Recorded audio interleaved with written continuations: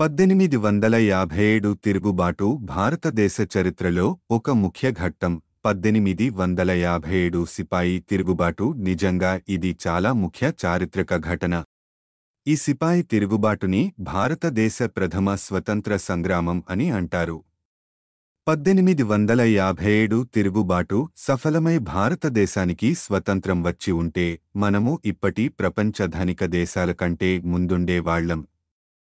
అప్పటి మన రూపాయి విలువ డాలరు కంటే ఎక్కువ. ఇక చారిత్రక ఘటనలోకి వెళ్దాం. అది మే 10, 1857 ఉత్తరప్రదేశ్ మీరట్లో ఈస్ట్ ఇండియా కంపెనీలో పనిచేసే భారతీయ సిపాయి మొట్టమొదటిసారిగా తన తుపాకీని బ్రిటిష్ అధికారిపై ఎక్కుపెట్టాడు. అతనెవరో కాదు, మంగళ్ పాండే. అది క్రమంగా ఉత్తర భారతం అంతటా వ్యాపించింది. 1857 తిరుగుబాటుకు కారణాలు: అప్పటి ఈస్ట్ ఇండియా కంపెనీ తుపాకులలో ఉపయోగించే తూటాను ఆవు కొవ్వు, పంది కొవ్వు పూసిన సీల్ ఉపయోగించారు. దానిని భారతీయ హిందువు సిపాయిలకు ఆవు కొవ్వు పూసిన దానిని, ముస్లిం సిపాయిలకు పంది కొవ్వు పూసిన తూటాను ఇచ్చి దీనిని నోటితో తీసి కానీ తుపాకీలో ఉపయోగించటానికి వీలులేదు. ఇది సైనికులలో తీవ్ర నిరసనకు కారణమైంది.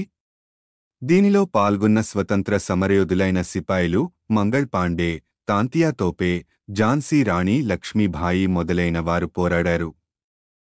వీరి నాయకత్వంలో ఉత్తర భారతదేశం అంతటా ఈ ఉద్యమం వ్యాపించింది. బ్రిటిష్ సైన్యంలో పనిచేసే భారతీయ సైనికులే కాకుండా ప్రభుత్వ ఉద్యోగులు, సామాన్య ప్రజానీకం, విద్యార్థులు అందరూ ఉద్యమంలో భాగస్వాములైనారు. ఉద్యమకారులు ఢిల్లీని ఆక్రమించి మొఘల్ వంశ చివరి వారసుడైన రెండవ బహదూర్ షాను ఢిల్లీ సింహాసనంపై కూర్చోబెట్టి చక్రవర్తిగా ప్రకటించారు. అతి కష్టం మీద బ్రిటిష్ ఈస్ట్ ఇండియా కంపెనీ ఈ ఉద్యమాన్ని అణచివేసింది. ఉద్యమం విఫలమవటానికి గల కారణాలు: 1. సరియైన నాయకత్వం లేకపోవటం. 2. ఉద్యమకారుల మధ్య సరియైన కమ్యూనికేషన్ వ్యవస్థ లేకపోవటం. 3. ఉద్యమకారుల మధ్య సమన్వయలోపం. ఈ కారణాల వల్ల ఉద్యమకారులను బ్రిటిష్ వాళ్లు ఎక్కడి వారిని అక్కడే అణచివేశారు. సిపాయి తిరుగుబాటు తర్వాత పరిణామాలు: 1. భారతదేశం ఈస్ట్ ఇండియా కంపెనీ నుండి బ్రిటిష్ రాణి పాలనలోకి వచ్చింది. 2. బహదూర్ షాను బర్మా ప్రవాసంలోకి పంపింది బ్రిటిష్ ప్రభుత్వం. 3. ప్రథమ స్వతంత్ర సంగ్రామం విఫలం కావడంతో మరో 100 సంవత్సరాల కాలం బ్రిటిష్ వలసపాలన క్రింద భారతదేశం మగ్గిపోవలసి వచ్చింది.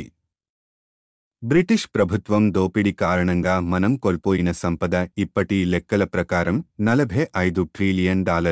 ఇది నేను చెప్పే లెక్క కాదు, మన విదేశాంగ శాఖ మంత్రి జయశంకర్ గారు చెప్పిన మాట. Which tried to estimate how much the British took out of India in value terms. And a very calculated math ended up put a number of $45 trillion at today's value. 4. British పాలన కారణంగా బెంగాల్లో కరువు సంభవించింది. దాని కారణంగా లక్షల మంది మృత్యువాత పడ్డారు.